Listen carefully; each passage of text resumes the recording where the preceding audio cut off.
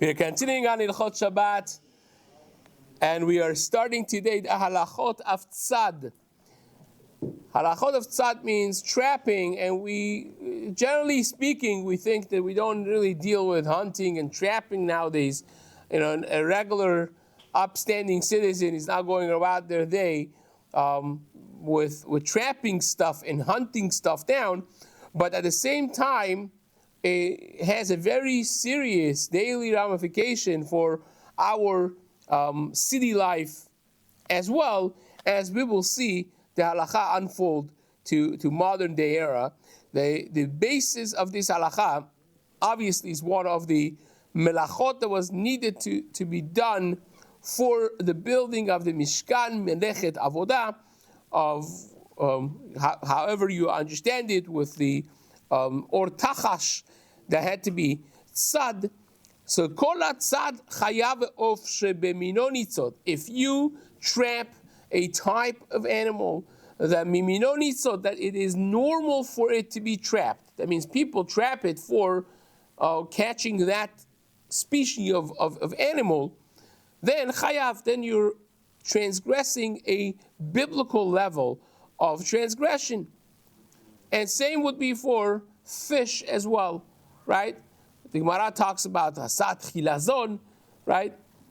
A different chilazon not necessarily is going to be a fish, whether or not it's a cuttlefish or is a snail of a Murex train class, and so on and so forth. It's a heavily debated topic, has been brought up many times in the recent Jewish history and so on. But the Gemara talks about actually trapping fish, and that also is going to be a chiyuv d'oraita.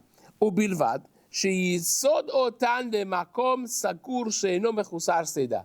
You have to trap them in a way that now they are in small enough of an enclosure that they cannot run away, and you could catch them very easily. Now there are people who have a system of catching fish, that they take advantage of the tide going up and down, and they choose certain areas of the beach that naturally has a wall of rocks, and when the tide is up, the water is there, and they put a lot of food for fish, and then hours later when the tide goes down, all the fish are trapped, and they could catch them easily. Now, that not necessarily going to be a chiyuv d'oraita if the area is going to be large enough that even after the tide goes down, you can't really catch them with one jump, with one catch. Still is much easier, but still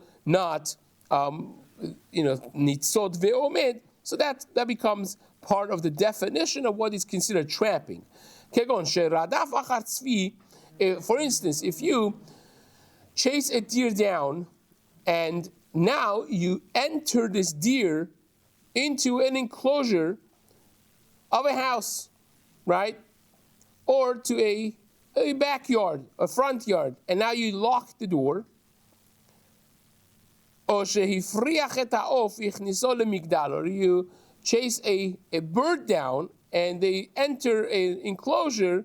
It's like a large cage.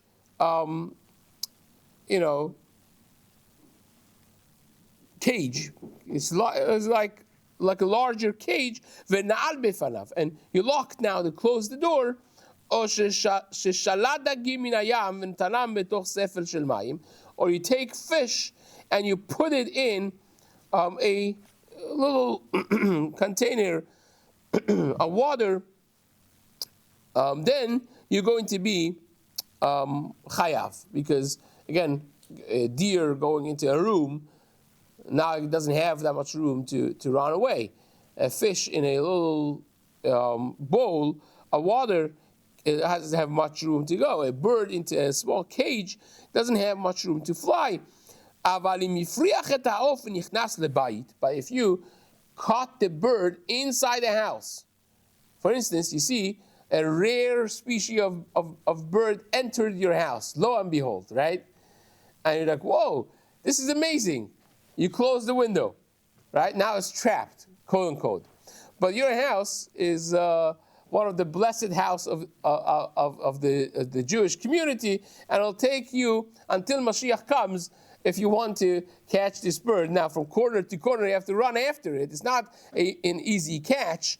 It's going to be flying away, and you have high ceilings and so on and so forth. So it's not really nitzod. It's not really trapped yet. Well, it is, because you can't get away from your house, but it's not really trapped in a way that the halacha would look at it on a biblical level to be tzad. And the same would be, if you catch the deer in a massive enclosure, it would be the same idea. Same would be with the fish, as we discussed before. Ve'en kan seda.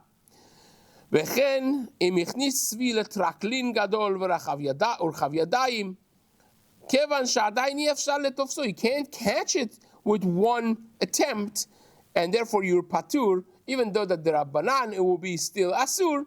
We don't want you to trap animals like that, but nevertheless, on a biblical level, it will be mutar. Ve'chen im hivriach tagim v'ne'ekru min hayam leberecha. If the fish, as we discussed, you took them off the sea, and now they are in a pond, but you still can't catch them in the pond with one act.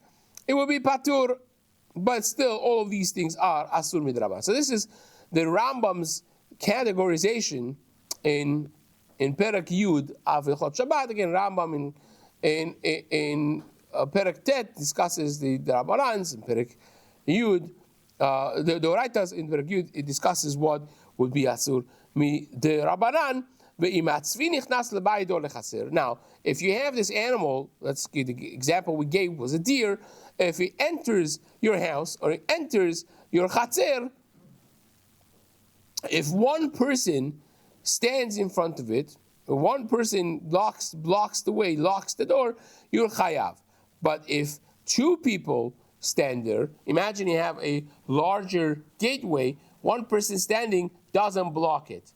But two people stand there in front of the gate, now it's blocked. Now he's trapped. So if two people do it, then it really depends. It really depends. If it needs two people versus if it doesn't. If two people do it when one person could have done it, then both of those people are patur, as the Gemara says in Masechet Shabbat, Daf Sadi Gimal.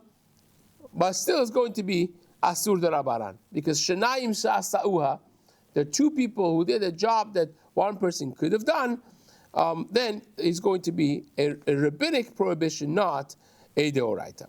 Ve'im lo na'ala delet befanav, if you didn't lock the door, if you didn't close the door, mutar, right?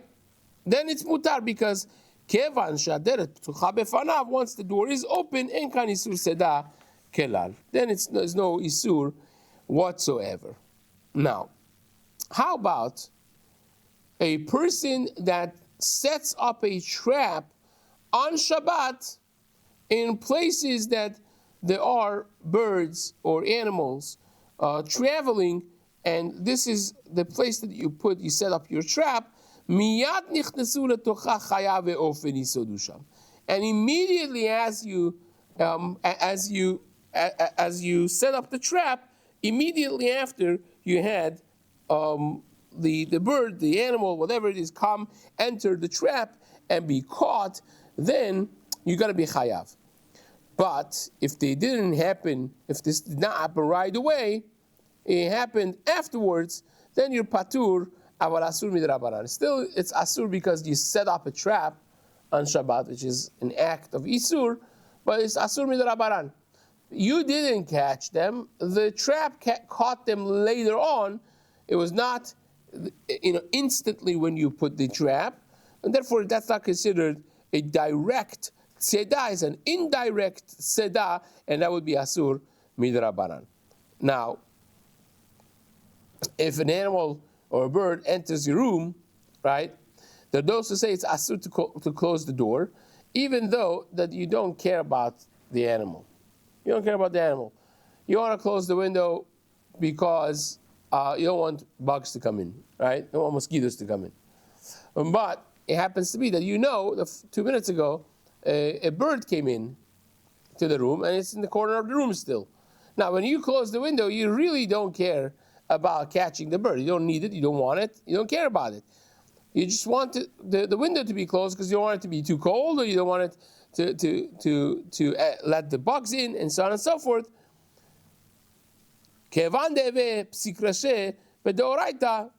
it is still a psik, still is going to be asur. There are those who say it's prohibited to close the window, because even though that you don't care about it, you know it's going to happen. You know the bird is there, and now it's going to be trapped. The deer is there, and it's going to be trapped, and therefore it's psik in a deoraita, and therefore it's asur. And then there are those who say this is not quite the same as other psik, and therefore it would be mutar. But the halacha is nachon lachmir. A person should be careful. Now, this obviously prompts the question of garbage bins, right? Especially during summer. You open a garbage bin, and you have a swarm of different bugs. You could have lots of flies inside there, and now you put what you want inside, and now you want to close the bin again, thereby perhaps trapping. Now, usually the case is that if they got in when the door was closed, that means there are some holes around that lets them in. But not always is the case. Sometimes one of the kids, the door was not closed fully. It was completely open, or it was a little bit open. It didn't fully latch on. And now if you properly close it, and it's a healthy new garbage bin, it's going to actually trap them in there. So now you have to decide whether or not that's going to be asur or mutar. The Tas talks about this. Obviously, flies are not the type of animals that they are nitzod. They're not necessarily the group of animals that are their kind is trapped for different purposes. So you have leniencies there that may make it a drabaran, but that really opens this discussion, which Be'ezrat Hashem we will have in the next shiur. Chazak u'baruch.